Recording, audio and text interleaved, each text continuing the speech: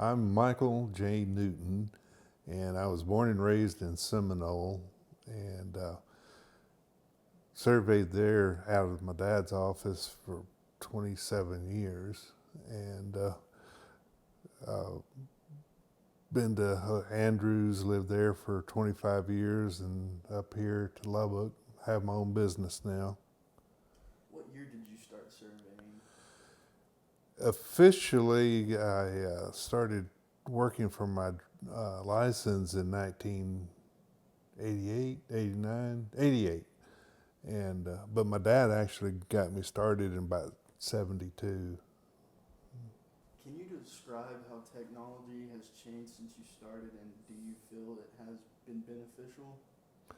Oh yeah, it's I remember having to be the rear chainman and uh, holding the steel tape as tight as I could to be straight as it could be, and I was just a little runt then, and they yanked me off my feet. But it it, uh, it changed with GPS today, but and we had transit, which is an accurate angle machine, but it had its flaws. And then my dad is probably one of the first ones that got a theodolite in the area. He was always up on the technology, pretty well all the first ones, and that was in 1972. That time that where I took your dad down the Presidio County here a few weeks ago. Yeah, he had what was called electro tapes. These were boxes about this big, weighed about 50 pounds, and had another 30-pound battery. And on that job, they would have to hike it up to the top of a mountain one day, go back down. Next day, go up and to make all their measurements, and then they'd hike back down and get ready to go move it to the next point the next day. And but they would shoot a distance 20, 30 miles. And so I think it was around 1980. No, it was around 1976. He got the what's called the CA 1000. The teleometers. They were a yellow box about like this size. It would have a horn 16 inches or a 6-inch, depending on how far you wanted to shoot. But we've made 70-mile shots with that, and they were built in South Africa, and it took forever to get parts for it when it would break down.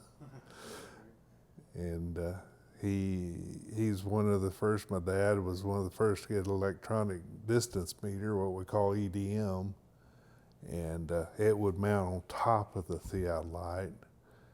But in its infancy, it would only shoot or register 1,000 meters, and then it would roll over. So you had to pay attention about how far the rodman was, and then adjust the distances. And it was real easy to make a mistake in those days, human error. And then we got the next one that would make a distance of about 2 miles and give you the readout without having to do all that adjusting. And then about 1999, we got into the single frequency units, the GPS units. And there was a term called kinematic surveying, where you'd spend about 30, 40 minutes and swapping the antennas back and forth to get it to adjust. And then you'd leave the base antenna on the fixed point and take the rover out, set it on the point, and get 1 minute of data every 10 seconds. But you couldn't go under anything to break lock. If you broke lock on it, you had to stop and wait about 20 minutes, or go back to the beginning point and take another shot. But still, that was was a lot easier than dragging that 200-foot steel chain. And that's where I think we surveyors started putting on weight. My dad, up to that point, he was not much bigger than a matchstick. Myself too, and now then we're just lazy. And then the RTK systems came out with a radio modem, and now we have what's called SmartNet, where we're just using the internet and cellular system, and we get our corrections from different places and get our accuracy. Yeah, I've seen it go a long ways through my career. What did you like about surveying that kept you in this profession and made you want to excel? Well, when I graduated from high school, I didn't want anything to do with surveying. So I went to work for a cabinet shop in Odessa, and I worked there for a little over a year. And then, I was so used to being out and about and going everywhere, and I was tied to a shop then. And so I got back into surveying, went to work for a company down there, squeaky door, and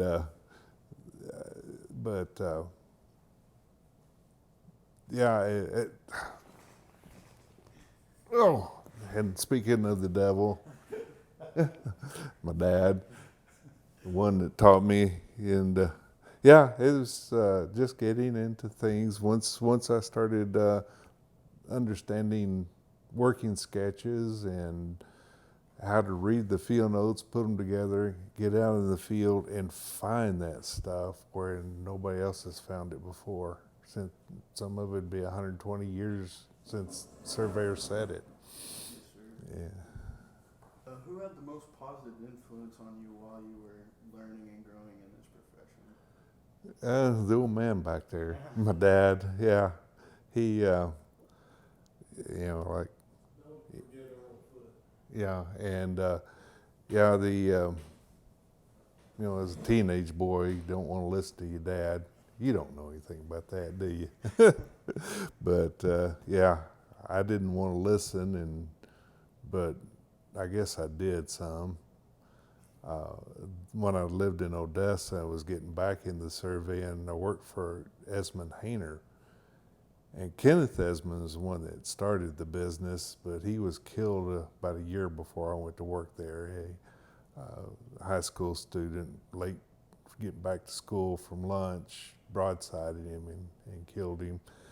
But he was a well-respected surveyor of that area, engineer. But Earl, I worked on his crew. He taught me how to really enjoy it. Actually how to work, how to make the tools work instead of me, the tools working me. And so, they were the two main ones. And then Ben Thompson he was the director of the survey division at the Texas General Land Office. He was a great influence and helped me quite a bit. Can you share some experiences you had with some of those people? When I was 12, your dad and I were talking earlier about taking up and driving up something. He's the one that taught me how to do that. down there at Rancho Viejo, he decided he wanted to go up to the base of the bluffs in that 72 Bronco. And my granddad was with us, and we were bouncing up. I don't know how high we got, but I told him that was enough. I wanted out. Thankfully, my granddad said, "Yeah, Norman, that's enough. We need to turn around." So we got out while he turned that thing around on the side of a mountain. But I was always taught a vehicle was not to look at, but to get you from point A to point B. But we've experienced a lot of things. I've worked on jobs where we've used boats, ATVs, helicopters, that was the fun part, the helicopters. But oh, I tell you that works you. We did probably about 3 or 4 weeks of work using those in just a few days. You didn't have time to rest. You had to keep going with them. But yeah, it's about the only profession that you get paid to have fun. Would you like to discuss one of your favorite projects you performed? One of them was just north of Fort Stockton, where I had retraced L.W. Durrell's line and for this one job. And this is before we really had GPS, other than just the static to get a position and use the conventional equipment. And he and I, my dad, it was late afternoon, the shadow was over the mountain, and we were staking out to one of the corners we couldn't find. And so he told me to walk away, and I did, and I looked down, there's this perfect ring of gravel, just perfect. And we were looking what was called an earth mound, but that was what was left over of that earth mound, and it was set around 1889 probably. And yeah, that was a fun one. I found my first corner in that type, and since I've found several more, and just knowing what to look for. And Would you like to discuss one of your least favorite projects that you've done? running grade for streets. Hated that. In my high school summers, that's what we did, was run grades on streets there in Seminole. We had paving projects. We're trying to get all the streets done. Driving the 2x2 hubs down to grade, and went too far. I have to pull it up, start over. Or it may be in such caliche, and it had to be the 2x2 hubs or 1x2 hubs, not a nail. Had to be the wood stakes, but try driving those through solid rock. You learn how to do it. Swinging the 12-pound hammer, 10-pound hammer, which I could do in those days. It's what ruined my back. Would you recommend young people to pursue a career in surveying, and why? Oh yeah, I recommend it. It's like I said earlier, it's the only profession that you get paid to do things that most people pay to do.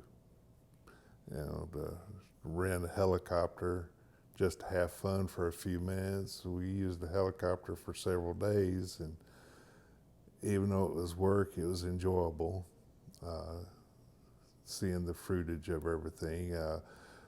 It's once any aspect of it clicks like a light bulb going off in your brain, then you're hooked. It's a neat feeling. I remember I would have a hard time understanding bearings versus azimuths. I was probably 21 before that dawned on me how it worked. And it just one day we were working in Andrews, doing a mortgage survey and taping down the block, and my helper Dwayne and I were talking about that, and I don't know, he said something, and all of a sudden it just clicked. It made all the sense in the world, and it's just gone from even more. Yes, sir. What advice would you give to young professionals? To find something to enjoy what they're doing. You never can stop research. You can never do enough research. But it's something that you're not going to be able to stay on the payroll in research. It's just something you got to do, and it's part of your own education. And once you do that, and you go out in the field and find some of that evidence that you've looked up yourself and can actually reach out and touch that or see the markings that were put on. And when I started, I was looking for objects 120 years old. Now they're nearing 150. So we still find things like that. Yes, sir. What would you say it takes to be a good surveyor? Persistence, never give up, never think you've got everything, but there's times where you just got to find a stopping point. But as long as you understand it and can explain it to someone else, anyone else, that they can understand something, then you become a good professional. And it just takes a lot of work, a lot of involvement, and wanting to.